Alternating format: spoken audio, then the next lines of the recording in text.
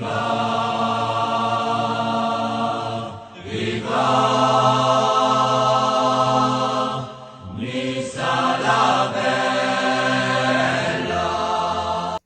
amis, certes, on va se faire une petite vidéo info mercato. Il y a beaucoup de choses qui circulent en ce moment, beaucoup d'infos, beaucoup de contradictions.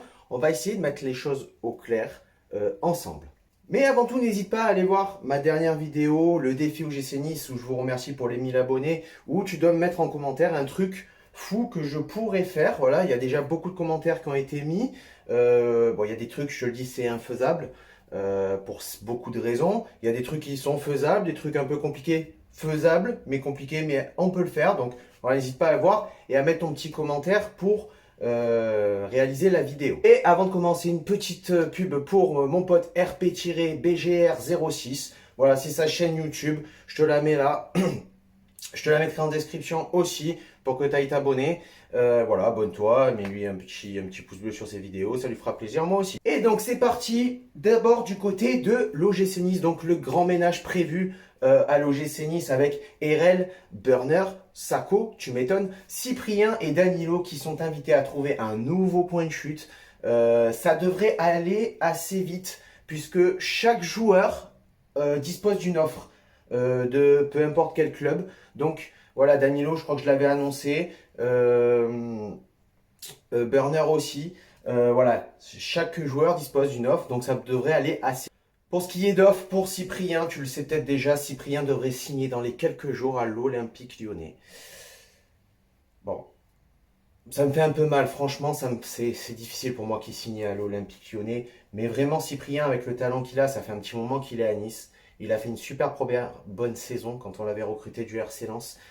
Voilà, il a besoin d'un nouveau club pour porter ses ambitions au plus haut possible.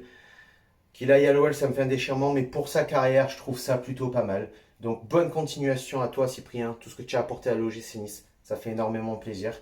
Et on espère te voir dans un très très grand club qui joue la Ligue des Champions dans les prochaines années. Ensuite, il y a Racine Colli, donc qu'on avait prêté à Famalicão au Portugal, qui devrait normalement lever l'option d'achat par rapport à ses belles performances lors des 13 derniers matchs qu'il a pu disputer.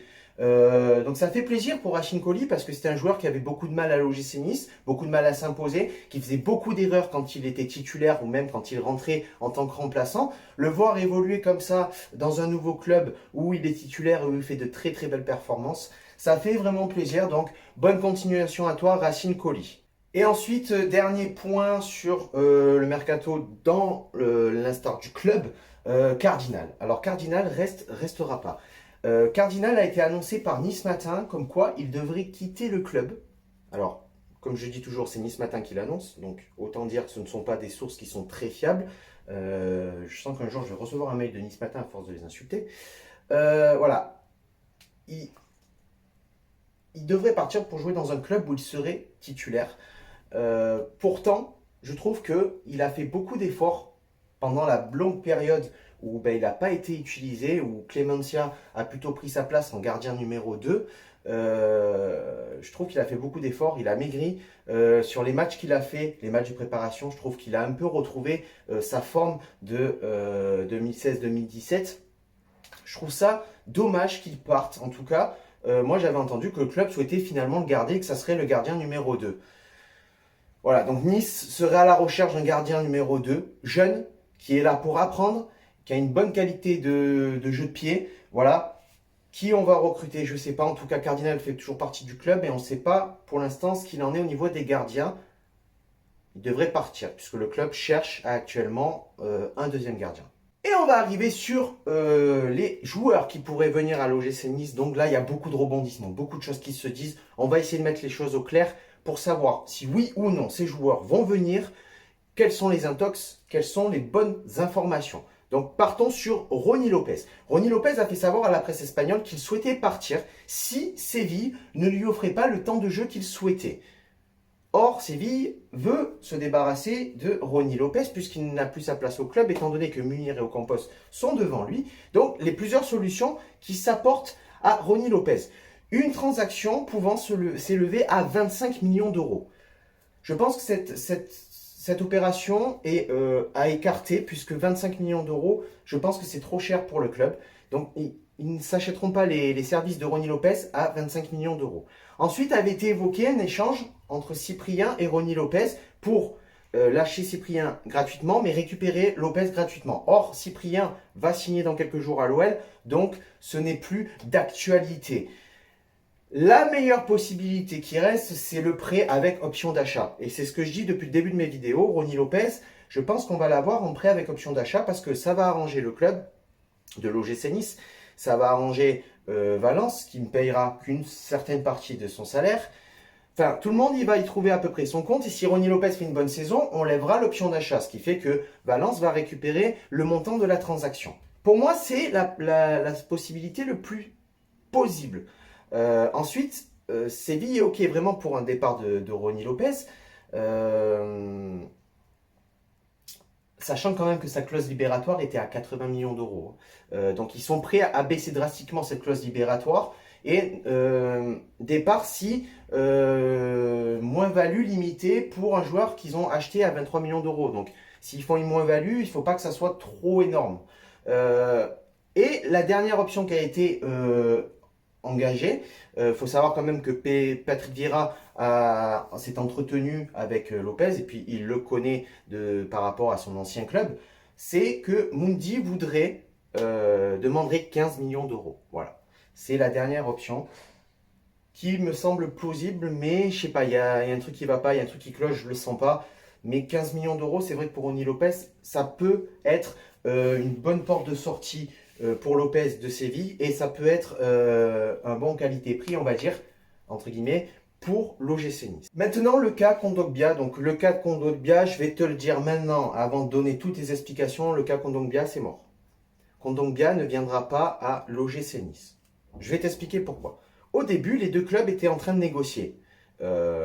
Sachant que Valence avait dit aux agents de Kondogbia qu'il ne ferait plus partie du club pour la saison prochaine. Et donc, ils trouvent une porte de sortie pour pouvoir jouer ailleurs.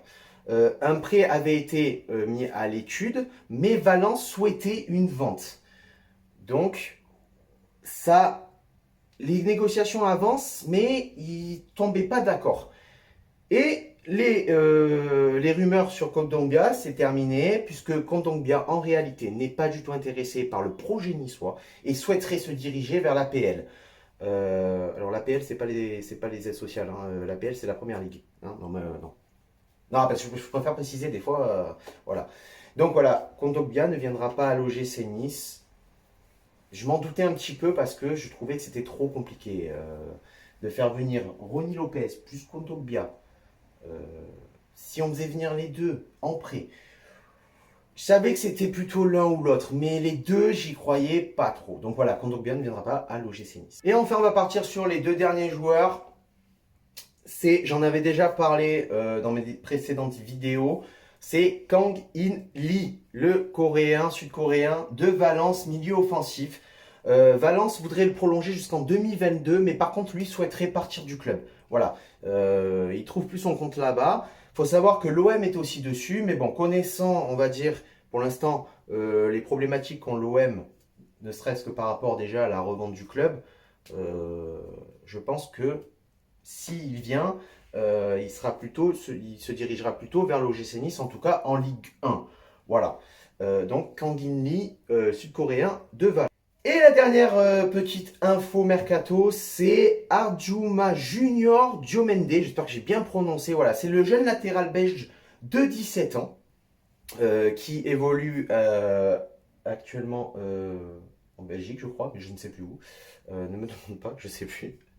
Donc, il faut savoir que sur ce joueur, l'OL était dessus, mais aussi des grosses écuries comme le Real de Madrid et Liverpool. Donc, c'est vraiment un jeune avec un fort potentiel, une forte marge de progression, une future pépite belge, annoncée comme la future pépite belge. Voilà, le jeune belge serait intéressé par le projet niçois. Donc, on devrait décanter le cas Diomende très rapidement. À voir s'il sera titulaire ou pas, ce qu'il va démontrer pendant les matchs, mais apparemment c'est une future pépite et encore la cellule de recrutement de l'OGC Nice tape vraiment dans les jeunes et tape dans les futures pépites du football international. Voilà les amis, c'est la fin de cette vidéo info mercato. Voilà, j'ai fait cette vidéo surtout pour mettre au clair le cas Willian Cyprien, le cas Cardinal, le cas Ronny Lopez et le cas Kondogbia. Parce que vraiment, il y a beaucoup de choses qui se disent, mais il y a beaucoup de choses qui sont fausses aussi. Surtout sur le cas Ronny Lopez, puisque Kondogbia, on a bien compris que c'était mort. Donc voilà, j'ai voulu mettre un peu les choses au clair. Ça fait une nouvelle vidéo mercato pour vous tenir informé, puisque c'est quand même de l'information. Je vous annonce que je ne ferai pas de débrief du prochain match face au Standard de Liège, puisque je ne pourrai pas le voir, puisque je travaille, tout simplement. Et sur ce, on se retrouve pour une prochaine vidéo, normalement la semaine prochaine. Sur ce, ciao, viva, la Bayeta et Issanis.